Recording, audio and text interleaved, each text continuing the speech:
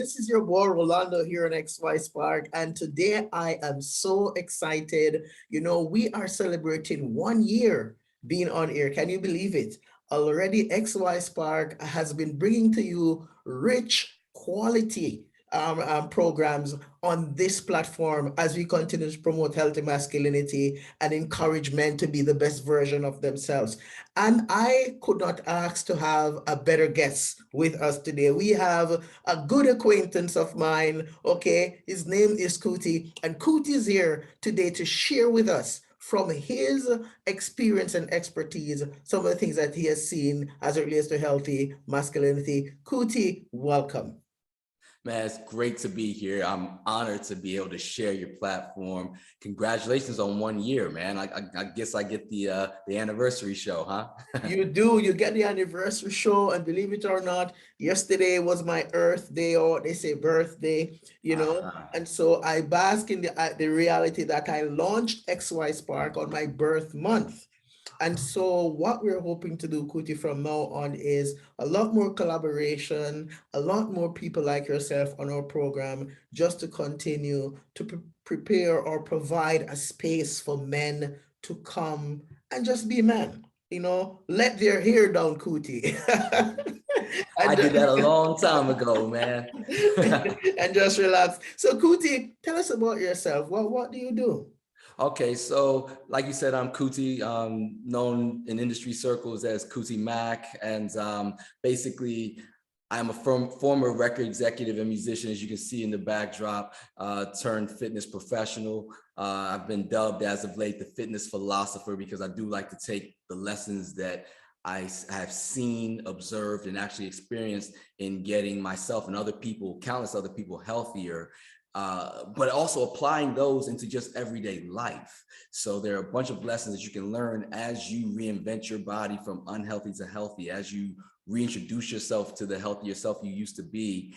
And those lessons, biologically speaking and academically speaking, also fit and apply to so many different aspects of people's lives. My brand is BYBD, Be Your Best Daily. So that goes right along with what this is what makes us such a perfect fit with the XY Spark, because we're talking to men about how to be their better selves incrementally on a daily basis. Wow, Kuti, I like the word that you use. They refer to you as the health philosopher. Right. Okay. Can you tell us a little bit about what's your philosophy and your approach to health, being a fitness instructor? Precisely. Like I said, I'm all about people being their best on a daily basis. All we're ever promised and given, to be really honest. I mean, there's nothing wrong with planning, and there's nothing wrong with reflection. Those are two very powerful tools that center us as human beings. But the truth is, all we're ever really granted is today. No matter how healthy I make myself or anybody else, I could step out and get hit by a car tomorrow. So I can't extend the life of anyone. But what I can do is make sure that the life that you have right now is of the highest quality, based on 3 pillars that I like to use. I call them my super trio. They're super facts, super foods, and super moves. The super facts are the information that absolutely underscore and validate every one of my methodologies. The super foods are really the primary literal thing that fuel us to help us be our best. And while there are a whole bunch of healthy foods, what I've really paid attention to throughout my entire career as a fitness professional and as a nutritionist is looking at what foods get you to your goals the quickest, the most efficiently, and the safest. So natural foods, superfoods, and then super moves, obviously the exercises. And even with that, what I found is in this era, there's so many things bombarding us and bombarding our schedules. So while I have no problem with people who want to take a long time and exercise in the gym for 2, 3, 4 hours, I'm not about that. I wasn't even about that before I was a fitness professional. I was the kind of person that if I was spending any more than 60 minutes in the gym, I was actually wasting time at some point. So and even now I've become even more efficient because my schedule's gotten even tighter, and I'm not alone in this. So my super moves are actually exercises that I've researched and executed and used that actually work lightning fast with the same results that whole entire super long drawn out protracted workouts would. So some super moves are as short as 4 minutes. And in 4 minutes, you will absolutely feel absolutely worked out. Wow. So you can work out as long or short as you want, but most of us don't have that kind of time. So my super moves, my super facts, my super foods are my super trio. And that's what I use to help you be your best daily. Wow, wow, man. I've never heard about this approach, super facts, super foods, and super moves. It sounds very exciting. Let me ask you, Kuti, we are passionate about healthy masculinity. We are also quite aware that society and the expectations around sometimes throws like a boulder into the understanding of masculinity and balancing that. And you as a male, can you tell us a little bit about what does masculinity mean to you, and how have you been balancing that life as a male? So, the interesting thing is, while my father is still a very prominent figure in my life, and actually could technically be considered the trigger for me pivoting from the music business into fitness, I have a lot of strong women around me. I was raised by a strong woman in my mother. I have strong aunts. My sister, even, she's an incredibly strong woman. Even the next generation underneath me, my uncle's daughters, my cousins, they're like my nieces. They're like my first daughters. They're strong young women. And while we're at it, my daughter is already proven to be a potent force in and of herself. So I think one of the most masculine things a man in this era, in the 21st century, can do is actually be very comfortable with the power of women. Wow. Okay? That's the one thing, like, because masculinity, I'm old enough, I'll be 50, in a matter of months, maybe next year. And, what I was just kind of groomed to understand masculinity to be was very Neanderthal and very resistant to a lot of the energy and the power that women have to offer. And that's not masculinity. Like, letting a woman be everything that she can be and not being intimidated by it is probably one of the most manly things you can do. And then still maintain who you are, and not just because the rules say so. Because let's just face it, as men, we have privileges. Society has just kind of laid out certain privileges, that just kind of take for granted that men are stronger, take for granted that men are whatever, fill in the blank. And because I'm privy to very strong women and revere them, I realize that, if the rules didn't say that men were just by default, quote unquote, the leaders or the stronger sex, whatever you want to call it, if the rules didn't say it, I could come with a lot of questions and a lot of scenarios where I'd be like, hey, these are some things that women do that men wouldn't even want to come near or deal with or approach or don't have the heart to. So that said, being a man and being responsible, knowing when to assert your masculinity, those are all very, very, very crucial things that, to me, define me as a man. Wow, Kuti, do you know that one of the facts that we are noticing is there are several men who are not okay with that? There are Yeah. there are men who feel threatened. Hey, if my partner is working more money than I am, I'm not playing my part as a man. And the tricky part about that is that in some cases, even if they weren't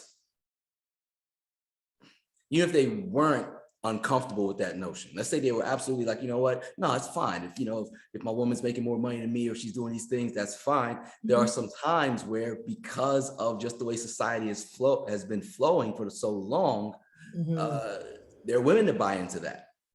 And that's a tough thing to kind of have to navigate, where it's like, on one hand, you could have somebody who's absolutely, just forward thinking, modern, progressive woman, but at some point, expects a man to fill into a stereotypical role. And so how progressive as a man, can you be in that scenario? You have to really be able to, it's a moving target sometimes. You have to really be able to be judicious about about what your situations are, you know, how you're moving around with who you're moving with, because you could very much be as progressive as you want to be as a man and find yourself in a situation where when everything comes down, the woman's still going to look to you to be stereotypically a man about it. You know what I mean?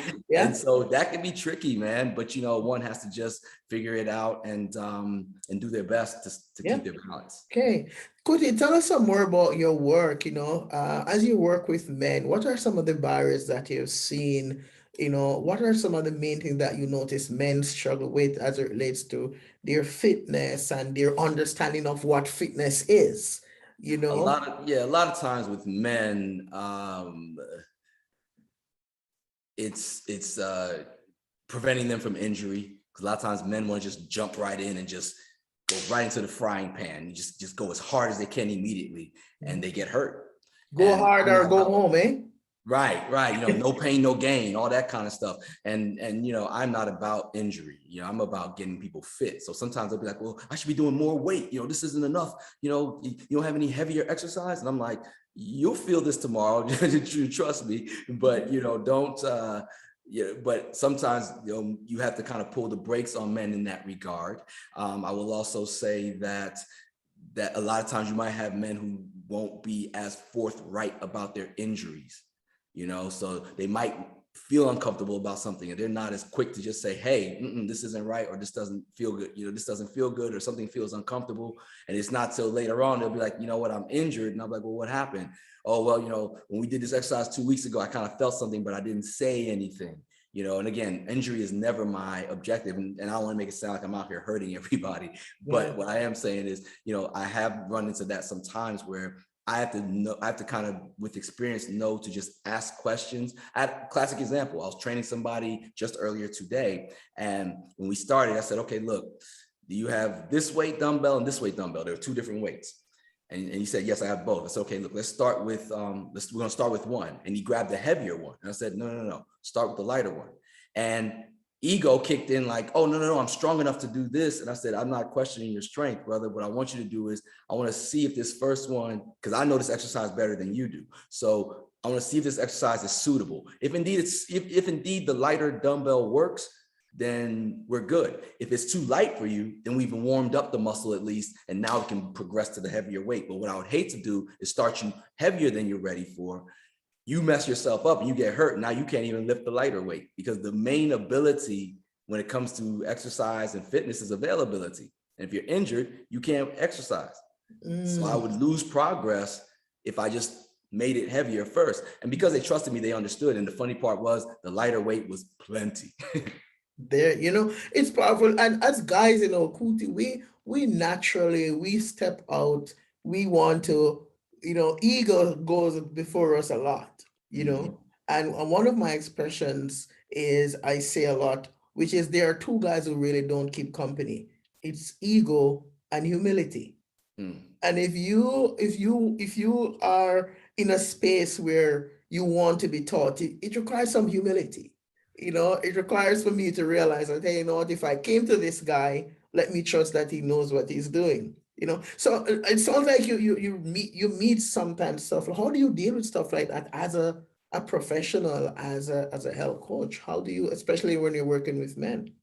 What I do with people in general, but especially with men, is I meet people where they are. So I like to ask a lot of questions. I trust my experience, but I also trust my assessment of people as well. And so I don't take anything for granted. I don't do cookie cutter training. I don't just have one kind of training and it just applies to everybody. Even with my 90-day program, which is a packaged program that's separate from my individual one-on-one training, while it is a packaged program, I still, even within that program, will tinker and tweak and customize per each individual and their goals. So I do I like to ask a lot of questions. I like to get to the root of what people's actual fitness agendas are. Because a lot of times when people are trying to get in better shape, like most of the people that I'm used to working with, I work with everybody, but the people that I tend to have, at least lately, tend to have the most exposure to and the most success with are people who have gotten to a certain stage in life where at one point they were in great shape. So they know what it's like to be in great shape. And some of them are still doing the things that got them in great shape 10, 15 years ago, but it's not working now. And they're at their wits' end. Or they're people who never really been in great shape, but know for a fact they could be in better shape. And they've tried something or some things and they're not working. Or they're people who just look up in the mirror one day and say, man, I used to be fill in the blank. And I don't see that person anymore. Those are the people that I tend to see. So when I see them, the people who are doing that or in that space, those folks, usually there's something that's underlying more so than I just want to lose 15 pounds. There's a reason they want to lose 15 pounds. Even I got into fitness, like I was talking about my father earlier. I got into fitness because I saw my father almost die like 13 years ago from high blood pressure. And when I watched him flatline twice, so I basically saw him die, to be honest, but he was revived, he was in the hospital, and he's fine now. When I saw that happen, the first thing that went through my mind was, man, the last time I went to the doctor, even though I've always generally looked like this, just to be honest, I've always looked in shape. When I went to the doctor, I remember him saying to me, your cholesterol is like on the high side of good, the high side of good, low side of bad. Like that, my numbers were starting to dance up. And there were legitimate reasons for it, although I wouldn't acknowledge them back then. And I'm looking at myself like, okay, I look fine, but my body chemistry is saying something different. And meanwhile, the man with whom I share at least 50% of my DNA is starting to fall apart. And it wasn't because he was obese or any of that kind of stuff. Like if you looked at him, him standing next to me is like looking at like, I don't know if you watch like cartoons, but like, David Banner and the Incredible Hulk, like I would be the Incredible Hulk and he'd be this slim, slender guy. Yeah. And so you wouldn't look at him and say, oh, from the outside looking in, this guy is unhealthy, but his systems were. So again, if it was just about the vanity of looking good, I'd already figured that out as far as like, weightlifting and exercise. But I wanted to be healthy. I didn't want to be in that situation where down the line, my daughter would be looking and like praying to God that I don't die based off of something that I could fix. So again, even based off that experience, I approach everybody from that perspective. Okay, I know that you want to be healthy. I know you want to lose weight or whatever the case may be, or gain muscle or whatever, but let's figure out why. And once I get to what that specific driving issue, personal cause is, it makes everything open up. And now I can speak to that. And that's how the clients trust me, because I'm always going to address them from that standpoint, more so than just the vanity of, losing a double chin. A lot of people, Kuti, thank you. A lot of people that hear about fitness, all they think about is looking good on the outside. I have a six pack. I have some mean puppies up here. I when I go to the beach and I'm wearing my shorts, or for ladies, their bikinis, they're like, "Woo, that body looks good." But as I'm listening to you, it sounds like your work goes beyond the surface. Yes, I start from the inside. What I learned, even for myself, is when you are intrinsically healthy, when you're viscerally healthy, when you're healthy from the inside, super fact, when you're healthy from the inside, all the outside stuff takes care of itself. Now, what I used to get caught up in, and a lot of people do this, is, when I was in the music business, I would travel a lot. So I'd always be in airports. When you go to the airports, there's always little convenience stands, with all these magazines on them. And every airport I would go to would always have some kind of men's fitness, men's health type magazine with this guy on there with a 30 pack and, he's all vascular. And I'd see it and I'd be like, even me being in shape, I'd be like, man, this guy is ripped. And I'll pull the magazine, I'd get it, I'd read it, try to do the workouts he was doing. And, I'd have some success, but I wouldn't always end up looking like that person. I wouldn't have that person's chest or this person's shoulders or that person's abs or this person's arms. It wouldn't work. And when I really got to the essence of like exercising and nutrition, eventually what I saw what my best looked like. And it didn't look bad at all. To be honest, it didn't look bad at all. It didn't look like the guys on the magazines, but I didn't look bad at all. But when I saw the difference, I was like, okay, this is what my chest looks like when it's at its healthiest. This is what my shoulders look like when they're at their healthiest. Oh, look, this is what my triceps look like when they're, when they're cut. Oh, that's what my six pack looks like. When I started to see that, I realized like, okay, there's my best, be your best. That's my best, okay? And the only way to be my best is to fundamentally be healthy from the inside out. Like I said, when I went to my doctor, when my dad was sick, he could look at me and tell that I was somebody who exercised on purpose. And this is before I was a trainer. But yet I knew that I was headed down the same exact path my dad was about to crash into. And the lesson there was, you can have all this stuff and it doesn't matter. If your heart's not right, if your blood's not right, if your body fat, body sugar, blood sugar and all that stuff's not correct, you're just fooling yourself. But if you have that stuff correct, it all starts to show. Your skin clears up, your eyes get wider, your brain thinks faster. When you want to lose weight, you lose weight faster. When you want to exercise, you have more power. All of those things start to show, but it starts from the inside, the superfoods. Wow, guys, I hope you guys are I'm excited about this because notice what Kuti said, be your best. And that challenges a lot of men, Kuti, who struggle with this inferiority complex. We go to the gym and we see a guy over there who is all chiseled, and we're thinking, how do I get that? Versus, hey, okay, how do I make the best with what I have? So I really love that approach, Kuti. That's great, Let me tell you, and it doesn't stop just because I know better. I mean, think about this. I'm a trainer, right? So when I'm in the gym working out, somebody else is working out, there's like this implicit pressure. Like, because like, okay, you're the trainer, let's see what you do. When I was running 5K races, oh my goodness, like I'm running and there's people who would know me, like, oh, that's Kuti, he's the trainer. And meanwhile, some 60-year-old woman might pass me. And I'm like, and I remember the very first time I ran a competitive race, all of that ego kicked in. All of my athletic ego kicked in. And I saw it. I'll tell you this one story. I'll never forget it. It was an 8K. And this boy, I think I must have met him after the fact, but I saw this kid, he's like 12 years old, just passes me about maybe halfway through the race. And I was getting tired. I'd never run, a race like this before, or at least not as an adult. And so I was running and I saw the boy pass me. And I remember someone telling me, don't worry about anyone, just run your own race. But, I didn't have any experience. I saw the boy say, okay, at least I'm going to do is keep up with this little kid. I'm going to at least stay on this little kid. And then at the end, I'm going to pass him. And as we were running, I just remember getting a little foggy. Also, I didn't see him anymore. He was gone. And I was like, where did the kid go? And I was just getting more and more tired.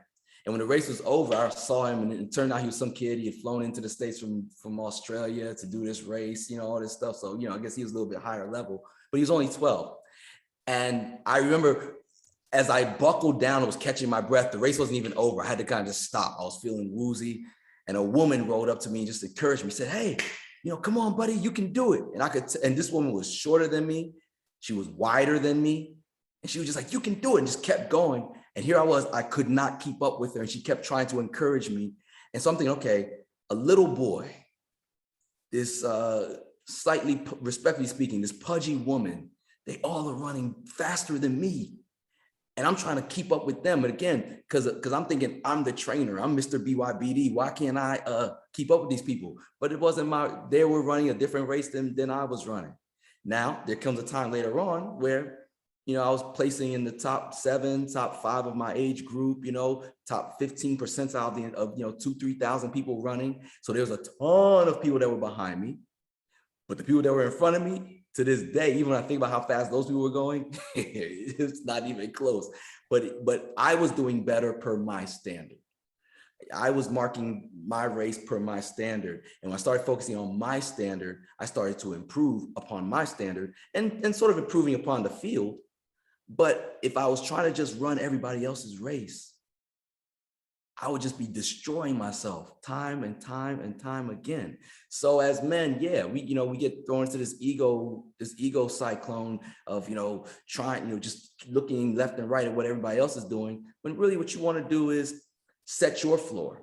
Because that day when I ran that race where I broke down 2 or 3 times, and where the boy passed me from Australia, and where the chubby woman passed me as well, what I remembered was when I finished, 2 things happened. Number one, I didn't die. Came close to it. I had food poisoning, it turned out, but that's a whole other story. But I didn't die. Number 2, I now had a number recorded on the files. Okay, boom. This is how fast you ran this day. And that day, what I thought about was, if I train with intention, I can do better than this time, next time. So then I started doing, that was my floor. As bad as I felt, as out of condition as I felt, that was my floor. That was my baseline time. So set a baseline for yourselves, fellas.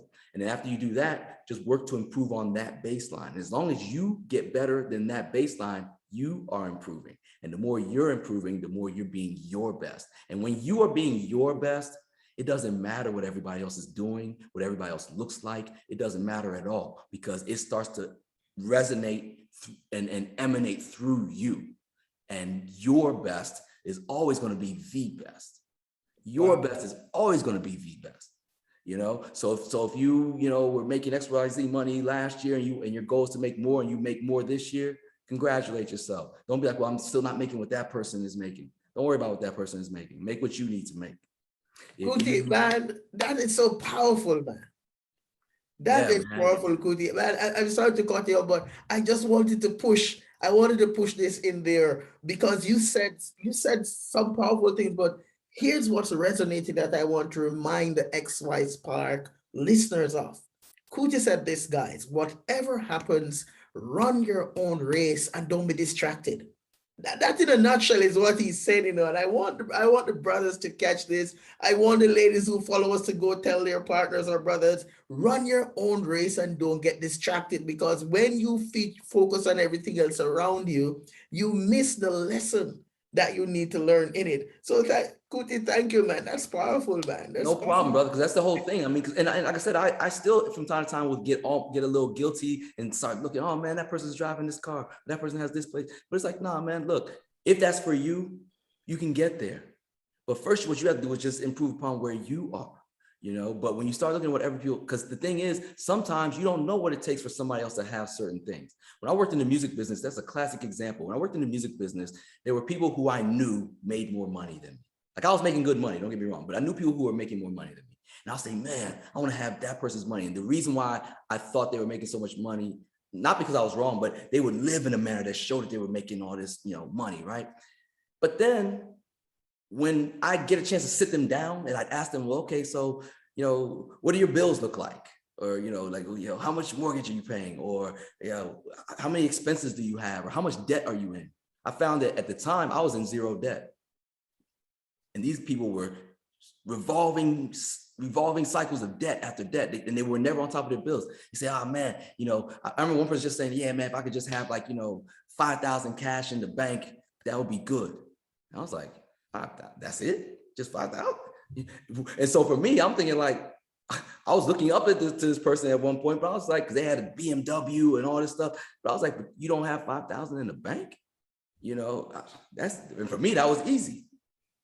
So who really had what? And I started to find myself teaching some of these people how to manage their expense accounts and all this kind of stuff, because they were just in financial disarray, but they like to spend, they like to show. And so then I started realizing wow, do I really need to have what you have or do what you do? I remember talking to one of my bosses, one of my CEOs at a label, and I said how I had never been somewhere. I think it was Las Vegas at the time. And he's like, okay, cool, we're gonna go. I was like, what do you mean? He's like, we're gonna go.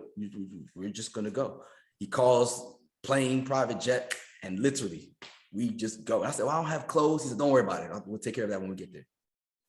So I was like, wow, this is cool. This is my first time flying on a private jet. I said, so you have a private jet? And he said, oh, no, I don't have a private jet. I have access to a private jet. He said, you don't want a private jet, Kuti. I was like, why? He said, because you have to pay for the gas, you have to pay for the hangar, you have to store it, you have to keep it, you have to maintain it. He said, you don't want any of that. He said, what I do is I have somebody that I can call that will always have a private jet available to me when I want it. as opposed to me owning it because I don't want to spend that kind of money. Now, again, if I didn't ask that question, there might have been this longing for me to one point have my own jet or have my own boat. But I learned a lesson that day. You know, he's like, hey man, you know, I could afford it, but why would I spend my money there? And some people won't even ask that question, but they'll buy the jet. They'll have the same amount of money, but they're spending their money completely differently than my boss was. You know, so there's a million ways to get to what you want to get to. And especially when it comes down to, just like I said, with guys or people in general, to be honest, because women have just as much capital power at this point. You know, when it comes down to having things and having stuff, there's a way to do it. You know, there's a way you can, because honestly, I remember somebody telling me a while ago, and this is another important super fact that I'm borrowing from somebody, was that, you know, at the end of the day, being wealthy a lot of times is about the experiences that wealth can bring you, the ability to travel to a certain location, the ability to drive a certain car, fly a certain class, right? But if you could have that experience and not necessarily have to own that experience from beginning to end, like I was talking about with a plane, owning the plane versus having access to the plane, what's the difference really? Aside from you keeping more money in your pocket. So you can aspire towards these things and run these races. Like I was trying to run and keep up with that 12-year-old boy to the point where I ran myself dizzy and couldn't even see him. I'll tell you another race story that kind of goes along with this. I was in this one race one time, and I remember I saw this guy, you know, every now and then I still get a little mid-race competitive. I saw this guy and he just passed me. And I was just like, man, that guy was fast. Then a couple minutes down the line, I saw him just standing still, just breathing. And I passed him. I thought, got you back. A couple minutes later, he passed me. I was like, wait, am I dreaming? Did I just? And then a couple minutes later, I saw him just standing still. What I learned later, what that guy was doing was he would sprint for a certain duration and rest for a certain duration and then sprint. So every time he passed me, he was running at as fast as he could. And because I was running the whole time, my pace wasn't as good. But what he ended up doing by taking those little breaks in between was he was able to conserve and create some energy and then go in bursts. So in bursts, starting, stopping, he ran a faster time than I did running the whole time. Now, I'm not saying I would advise myself to race that way. I think he was probably training himself for another race, another, you know, more higher profile race. But I learned a lesson there too. In methodology, you can get to the same destination, but doing it differently. But if all I worried about was the time I saw him pass me, I would be thinking that, man, I'm running too slow when I'm just running differently. And we both got to the finish line. Come on, man. Listen, Kuti, man. Guys, these lessons that we're getting, we're definitely getting super facts and super brain food, okay? And we're definitely being taught some super moves. You know, so I think, Kuti, your conversation has kept you right in line with your three pillars that you mentioned, man. So thank you so much, Kuti, man. It's powerful, man. And let me ask you, man, what if our listeners want to reach out to you? How do they connect? You know, where are you located? So I'm located in the United States in Washington, D.C., but I'm worldwide because I'm available to everybody virtually via the internet. So when you want to hit me, I would say I love directly communicating with people. So matter of fact, if somebody's listening or watching this right here on the XY Spark, if you put XY Spark in my direct message, I'll give you a 15-minute free consultation, whatever it is that you're looking for in terms of your fitness. I'll give you 15 minutes where we'll get down to the nuts and bolts of what's going on with you. And I promise you, at the end of that conversation, you will have something that if you just pay attention to what I tell you and do what I ask you to do, you'll be healthier than you were before you started the conversation. So you can find me on Instagram at KutiMack, KutiMack. You can find me on Facebook, BYBD Fitness. And we'll leave it there. Those are probably the two best ways to get to me. And like I said, direct message me, hit me in the messenger either on Facebook or on Instagram. And if you put XY Spark, I'll know that this is where you heard me, and I will give you a free 15-minute consultation just because I want to help you be healthier. Guys, listen to me, man. Don't miss it, man. I'm going to be reaching out to Kuti to get some free consultation, because I mean, look at this guy. He's looking good, man. And earlier he said he's going to be 50 in a short span. So whatever he's doing, it's working. You know, Kuti, we appreciate you, buddy, and we're glad that you gave us the time here on XY Spark. And all my listeners, wherever you are around the world, I would encourage you, connect with Kuti. If you can't reach him, just reach out to me and say, hey, Rolando, I'd like to talk to KutiMack. How do I get him so that we can connect? And as usual, we continue to tell you something similar to what Kuti talked about today, that we believe that personal development is not an event, it's a lifestyle. And Yes. Kuti has three powerful approaches that I believe will help to enhance and promote that healthy lifestyle. Kuti, we appreciate you. Thank you for being here with us on XY Spark. And listen, we hope that we will have you again in the future. Maybe we have a I'd summit. love to. I'd love to. Let's do it. Yeah. I'm here to help. This platform is amazing. I especially love helping brothers or people close to brothers that need help. You know, people close to men that need help. I'm here. I'm here to help. Fantastic. So you Thank got you a so great much. platform. It's an honor to be here with you, brother. Thank you, Kuti. So as usual, this is your boy Rolando on XY Spark, where we continue to remind you that we believe that there is a spark in you. We'll see you again real soon.